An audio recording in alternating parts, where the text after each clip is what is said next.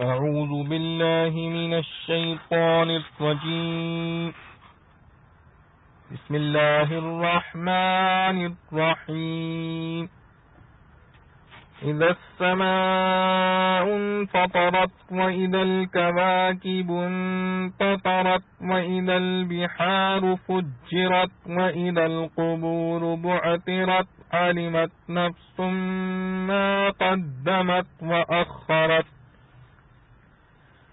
يا أيها الإنسان ما غرك بربك الكريم الذي خلقك فسواك فعدلك في أي صورة ما شاء ركبك كلا بل تكذبون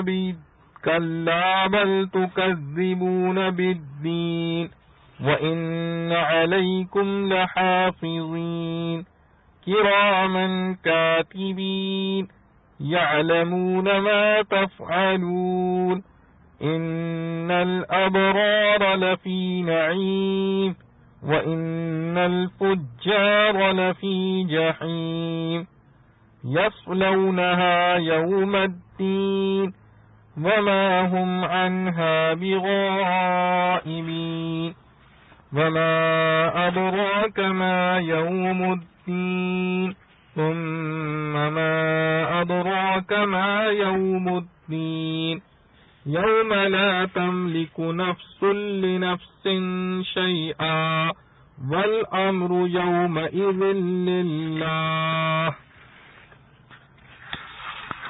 سورة الانفطار.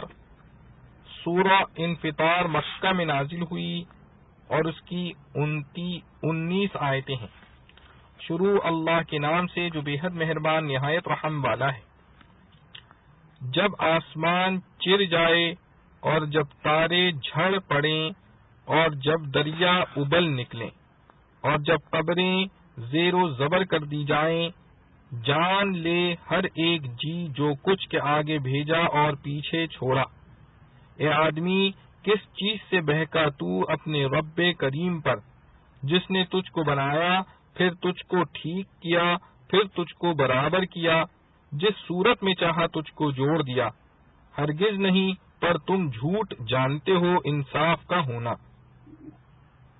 اور تم پر نگہبان مقرر ہیں عزت والے، عمل لکھنے والے، جانتے ہیں جو کچھ تم کرتے ہو. بے شک نیک لوگ بہشت میں ہیں اور بے شک گنہگار دوزخ میں ہیں. ڈالے جائیں گے اس میں انصاف کے دن اور نہ ہوں گے اس سے جدا ہونے والے. اور تجھ کو کیا خبر ہے کیسا ہے دن انصاف کا؟ پھر بھی تجھ کو کیا خبر ہے کیسا ہے دن انصاف کا، جس دن کے بھلا نہ کر سکے کوئی جی کسی جی کا کچھ، اور حکم اس دن اللہ ہی کا ہے. خلاصہ تفسیر. جب آسمان پھٹ جائے گا اور جب ستارے ٹوٹ کر جھڑ پڑیں گے اور جب سب دریا شور اور شیریں بہہ پڑیں گے اور بہہ کر ایک ہو جاویں گے، جیسا اوپر کی صورت میں سجرت کی تفسیر میں بیان ہوا ہے. یہ تینوں واقعات تو نفخہ اولا کے ہیں. آگے نفخہ ثانیہ کے بعد کا واقعہ ہے، یعنی اور جب قبریں اکھاڑ دی جاویں گی، یعنی ان میں کے مردے نکل کھڑے ہوں گے. اس وقت ہر شخص اپنے اگلے اور پچھلے اعمال کو جان لے گا. اور ان واقعات کا مقتضا یہ تھا کہ انسان خواب غفلت سے بیدار ہوتا. اس لیے آگے غفلت پر زجر و تنبیہ ہے کہ اے انسان، تجھ کو کس چیز نے تیرے ایسے رب کریم کے ساتھ بھول میں ڈال رکھا ہے جس نے تجھ کو انسان بنایا، پھر تیرے اعضاء کو درست کیا، پھر تجھ کو مناسب اعتدال پر بنایا، یعنی اعضاء میں تناسب رکھا، اور جس صورت میں چاہا تجھ کو ترکیب دے دیا. ہرگز مغرور نہیں ہونا چاہیے مگر تم اغترار سے باز نہیں آتے، بلکہ اس درجے اخترار میں بڑھ گئے ہو کہ تم خود جزا و سزا ہی کو جس سے یہ غرور اور فریب دفع ہو سکتا تھا جھٹلاتے ہو. اور یہ جھٹلانا تمہارا خالی نہ جاوے گا، بلکہ ہماری طرف سے تم پر تمہارے سب اعمال کے یاد رکھنے والے جو ہمارے نزدیک معزز اور تمہارے اعمال کے لکھنے والے ہیں مقرر ہیں، جو تمہارے سب افعال کو جانتے ہیں اور لکھتے ہیں. پس قیامت میں یہ سب اعمال پیش ہوں گے جن میں تمہاری یہ تکذیب اور کفر بھی ہے، اور سب پر مناسب جزا ملے گی. جس کی تفصیل آگے ہے کہ نیک لوگ بے شک آسائش میں ہوں گے اور بدکار یعنی کافر لوگ بے شک دوزخ میں ہوں گے. روز جزا کو اس میں داخل ہوں گے اور پھر داخل ہو کر اس سے باہر نہ ہوں گے بلکہ اس میں خلود ہوگا۔ اور آپ کو کچھ خبر ہے کہ روز جزا کیسا ہے؟ اور ہم پھر مقرر کہتے ہیں کہ آپ کو کچھ خبر ہے کہ وہ روز جزا کیسا ہے؟ مقصود اس استفہام سے تحویل ہے۔ آگے جواب ہے کہ وہ ایسا دن ہے جس میں کسی شخص کا کسی شخص کے نفع کے لیے کچھ بس نہ چلے گا اور تمام تر حکومت اس روز اللہ ہی کی ہوگی۔ معارف و مسائل۔ علمت نفس ما قدمت واخرت، یعنی جب قیامت کے وہ حالات پیش آ چکیں گے جن کا ذکر شروع صورت میں کیا گیا ہے، آسمان کا پھٹنا، ستاروں کا جھڑ جانا، سب شور و شینی دریاؤں کا ایک ہو جانا، قبروں سے مردوں کا اٹھنا، اس وقت ہر انسان جان لے گا کہ اس نے کیا آگے بھیجا، کیا پیچھے چھوڑا۔ آگے بھیجنے سے مراد اس پر عمل کر لینا ہے اور پیچھے چھوڑنے سے مراد ترک عمل ہے۔ تو قیامت کے دن ہر شخص جان لے گا کہ اس نے نیک و بد کیا کیا عمل کر لیے اور نیکی یا بدی میں سے کیا چھوڑ دی تھی۔ اور یہ معنی بھی ہو سکتے ہیں کہ آگے بھیجے ہوئے اعمال سے مراد وہ عمل ہو جو اس نے خود کیے، خواہ نیک ہو یا بد، اور پیچھے چھوڑنے سے مراد وہ عمل ہو جن کو اس نے خود تو نہیں کیا لیکن کسی رسم دنیا میں ڈال گئے۔ اگر وہ نیک کام ہے تو ان کا ثواب ان کو ملتا رہے گا اور برے ہیں تو اس کی برائی اس کے اعمال نامے میں لکھی جاتی رہے گی۔ جیسا کہ حدیث میں ہے کہ جس شخص نے اسلام میں کوئی اچھی سنت اور طریقہ جاری کیا اس کا ثواب ہمیشہ اس کو ملتا رہے گا، اور جس نے کوئی بری رسم اور گناہ کا کام دنیا میں جاری کر دیا تو جب تک لوگ اس برے کام میں مبتلا ہوں گے اس کا گناہ اس شخص کے لیے بھی لکھا جاتا رہے گا۔ یہ مضمون پہلے بھی آیت يُنَبَّأُ الْإِنسَانُ يَوْمَئِذٍ بِمَا قَدَّمَ وَأَخَّرَ کے تحت میں گزر چکا ہے۔ یا ایھا الانسان ما غرک، اس سے پہلی آیات میں معاد اور انجام یعنی قیامت کے ہولناک معاملات کا ذکر فرمایا، اور اس آیت میں انسان کے مبدأ یعنی تخلیق کے ابتدائی مراحل کا ذکر فرمایا۔ اس مجموعے کا تقاضا یہ تھا کہ انسان کچھ بھی غور و فکر سے کام لیتا تو اللہ اور اس کے رسول پر ایمان لاتا اور ان کے احکام کی سر منہ خلاف ورزی نہ کرتا، مگر انسان غفلت اور بھول میں پڑ گیا۔ اس پر بطور زجر و تنبیہ کے سوال فرمایا کہ انسان تیری ابتدا و انتہا کے یہ حالات سامنے ہونے کے باوجود تجھے کس چیز نے بھول اور دھوکے میں ڈالا کہ اللہ کی نافرمانی کرنے لگا۔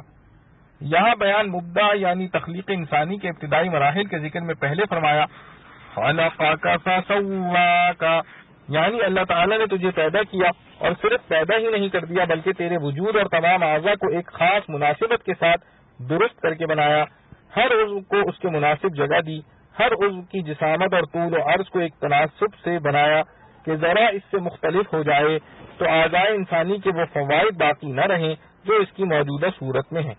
اس کے بعد فرمایا فعدلک، یعنی تیرے وجود کو ایک خاص اعتدال بخشا جو دنیا کے کسی دوسرے جاندار میں نہیں، اعضاء کے تناسب کے اعتبار سے بھی اور مزاج و طبیعت کے اعتبار سے بھی، کہ اگرچہ انسان کی تخلیق میں متضاد اور مختلف مواد شامل ہیں، خون، بلغم، سودا، صفرا، کوئی گرم کوئی سرد، مگر حکمت ربانی نے ان متضاد چیزوں سے ایک معتدل مزاج تیار کر دیا۔